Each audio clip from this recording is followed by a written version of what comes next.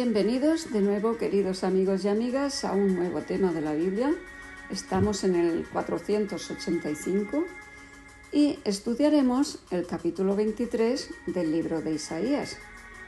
Pues como cada día tenemos a Francisco que nos dirige la palabra. Adelante, Francisco. En este capítulo 23 vamos a pasar a otro escenario. El libro de Isaías no guarda un orden cronológico, sino que son vivencias de Isaías a lo largo de su vida, unas escritas en el momento de profetizar y otras como si las escribiese un tiempo después de haberlas profetizado. Este capítulo habla de Fenicia. Recordad que en el principio de la historia de España se comenta la llegada de los fenicios.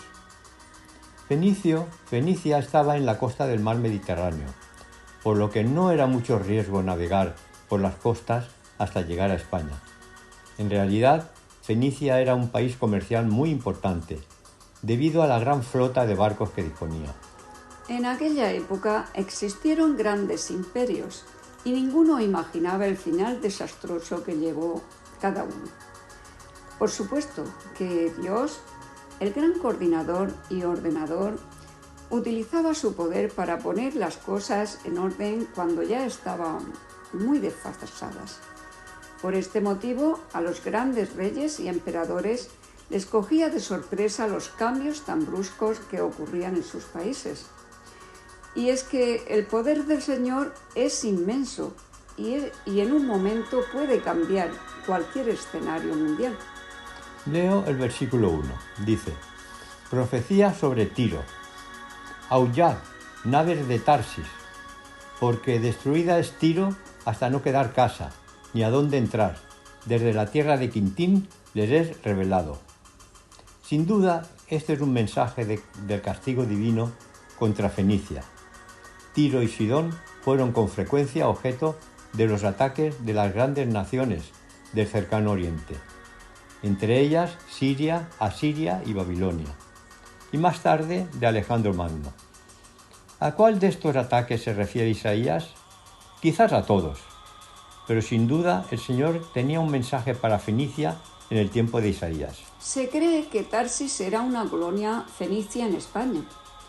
Las naves de Tarsis, mencionadas varias veces en relación con Tiro, eran probablemente grandes naves que transportaban metales u otras mercaderías. Este versículo también nos habla de Quintín, posiblemente el Chipre actual. Esta ciudad probablemente la utilizarían los fenicios para realizar la última escala para llegar a España. Dice el versículo 2: Callad, oradores de la costa, mercaderes de Sidón, que pasando el mar te abastecían. El nombre de Sidón se emplea con frecuencia para representar a toda Fenicia. En la antigüedad, Sidón era más importante que Tiro. El versículo 3 nos dice así: Su provisión procedía de las sementeras que crecen con las muchas aguas del Nilo, de la mies del río. Fue también emporio de las naciones. Fenicia importaba cereales de Egipto e indudablemente las naves fenicias eran muy empleadas en el comercio de estos cereales.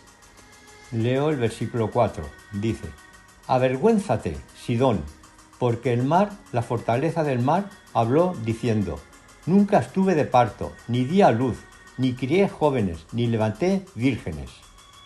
Como podéis comprobar, el poeta está expresando sus profecías usando mucho la simbología, con el fin de que analicemos bien lo que dice y se quede bien grabado en la memoria.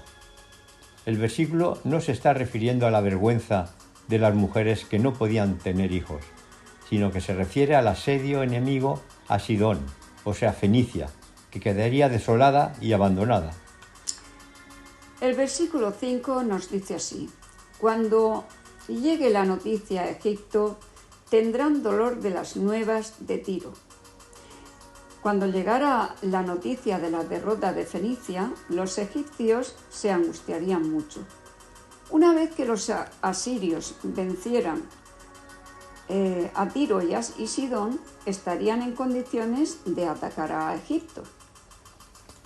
Veamos el versículo 8, que dice: ¿Quién decretó esto sobre Tiro? La que repartía coronas, cuyos negociantes eran príncipes y cuyos mercaderes eran los nobles de la tierra. El profeta está preguntando quién era el responsable de la destrucción que humillara a Tiro. Tiro era una ciudad fuerte y esplendorosa, pero un poder mucho mayor que ella la ha condenado. En el versículo 9 tenemos la explicación de él por qué este castigo tan severo.